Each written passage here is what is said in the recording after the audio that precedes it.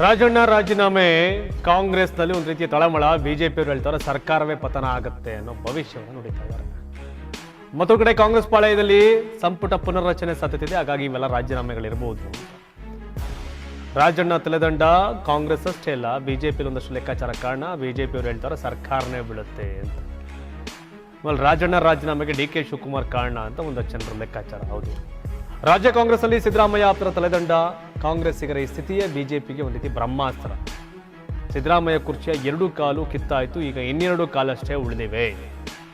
Siddaramaiah 2 cholera ಉಳ್ಕೊಂಡವೆ, BJP ಕುರ್ಚಿ ಕಾಲೇ ಇಲ್ಲ. ಬಿಜೆಪಿ ಅಧ್ಯಕ್ಷರ ಕುರ್ಚಿಗೆ ಕಾಲೇ ಗತಿ ಇಲ್ಲ. ಅಶೋಕ್ ಅವ್ರು ಗೊತ್ತಿಲ್ಲ. ಅದು ನರೇಂದ್ರ ಮೋದಿ ಅವರು ಬಂದಾಗ ಹತ್ತು ಕರೆದು ಹೆಸರಾಕೊಂಡಂಗಿತ್ತಪ್ಪ, ಅಸಮಾಧಾನ ಬಂದು. ಇವರು ಸಿದ್ದರಾಮಯ್ಯವ್ರ ಕಾಲ ಬಗ್ಗೆ ಮಾತಾಡ್ತಾರೆ. ಎಸ್, ಇರ್ಲಿ, ನೋಡ್ಬಿಡೋಣ. 3ನೇ ಕಾಲನ್ನು ಕಿತ್ತರೆ ಸಿದ್ದು ಕುರ್ಚಿ ಬೀಳುತ್ತದೆ, ಡಿ ಕೆ ಶಿ ಸಿಎಂ ಆಗುವ ಕನಸು ನನಸಾಗುತ್ತದೆ ಅನ್ನೋದು ಆರ್ ಅಶೋಕ್ ಅವರ ಹೇಳಿಕೆ. ಸಿದ್ದರಾಮಯ್ಯ ಅವರ ಒಂದೊಂದೇ ವಿಕೆಟ್ ಬೀಳ್ತಿವೆ, ಡಿ ಕೆ ಶಿವಕುಮಾರ್ ಬಲಾಢ್ಯ ಆಗ್ತಿದ್ದಾರೆ. ಹಿಂದುಳಿದ ವರ್ಗದ ವರದಿಯನ್ನೇ ಡಿ ಕೆ ರದ್ದು ಮಾಡಿಸಿದ್ರು, ಅಲ್ಲಿ ಸಿದ್ದರಾಮಯ್ಯನಿಗೆ ಸೋಲಾಯಿತು. ಪ್ರತಿದಿನ ಸಿದ್ದು ಪರ ರಾಜಣ್ಣ ಬ್ಯಾಟಿಂಗ್ ಮಾಡ್ತಿದ್ರು, ಈಗ ಸಿದ್ದರಾಮಯ್ಯ ಪರ ಇರುವ ರಾಜಣ್ಣ ವಜಾ ಮಾಡಿದ್ರು ಅವ್ರನ್ನ. ಮತಗಳತನ ವಿರುದ್ಧ ರಾಜಣ್ಣ ಸತ್ಯ ಹೇಳಿದ್ರು, ಸತ್ಯ ಹೇಳಿದ ತಕ್ಷಣ ಮೆಣಸಿನಕಾಯಿ ಬಿದ್ದಂಗೆ ಉರಿ ಶುರುವಾಯಿತು.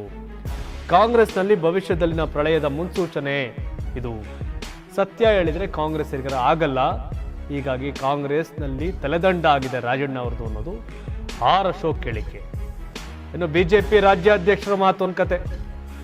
ಕಾಂಗ್ರೆಸ್ಸಿನ ನಿಜ ಬಣ್ಣ ಬಯಲಾಗಿದೆ, ದಲಿತರನ್ನ ಕೇವಲ ವೋಟ್ ಬ್ಯಾಂಕ್ ಅಂತೆ ಬಳಕೆ, ದಲಿತ ಸಮುದಾಯದ ಬಗ್ಗೆ ಕಾಳಜಿ ಇಲ್ಲ. ರಾಹುಲ್ ಗಾಂಧಿ ಇದನ್ನು ಸಾಬೀತು ಮಾಡವ್ರೆ ಅಂತಾರೆ.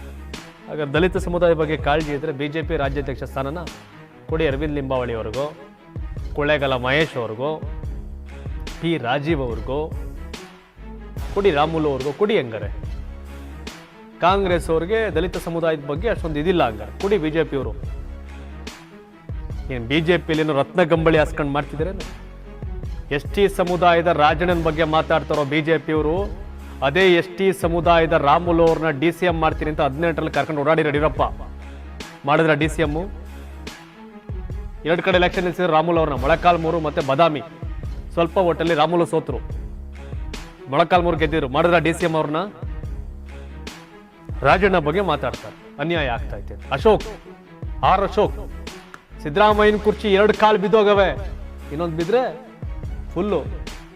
ಬಿಜೆಪಿ ನಾಯಕರ ಕಾಲಿಗೆ ಕುರ್ಚಿಗೆ ಕಾಲೇ ಗತಿ ಇಲ್ಲ. ಅದೇನು ಖುಷಿ ಅಂದ್ರೆ ನಮ್ಮ ಟೈಪ್ ನೀವು ನೆಲ ಮೇಲೆ ಕೂತ್ಕೊತಿರಲ್ಲ ಅಂತ ಖುಷಿ ಅಷ್ಟೇ ಅಶೋಕ್ ಅವ್ರಿಗೆ.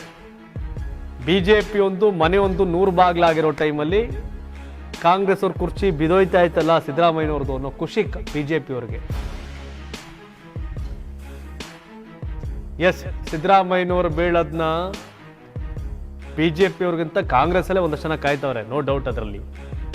ಆದರೆ